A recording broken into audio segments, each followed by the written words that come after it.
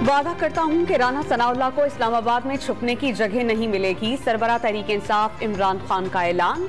ये लोग हमें आराम से हकीकी आज़ादी नहीं देंगे, इस बार तैयारी से जाएंगे। मार्च की तारीख का ऐलान खुद करूंगा। इस्लामाबाद में वर्कर्स कन्वेंशन से खिताब।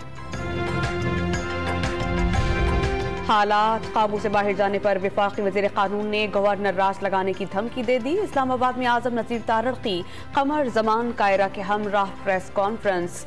अब मुहासिरों का दौर नहीं, दावत देता हूँ कि हुकूमत के साथ बैठे। मुशीर उमूर कश्मीर तहरीक इंसाफ को मुज़ाकरात की दावत दे चुके। लापता अफराद के हवाले से काबीना की ज़ैली कमेटी का इजलास। लापता अफराद के लिए कायम कमीशन की रिपोर्ट पेश।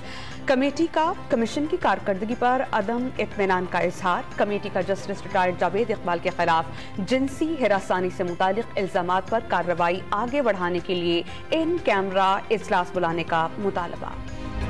वफाकी वज़ीर दाखिला राना सनाउल्लाह से इराक़ी सफ़ीर हामिद अब्बास से मुलाकात। दोनों ममालिक के दरमियान ज़ायरीन को मुआहिदे को हातमी शक्ल देने के हवाले से बातचीत।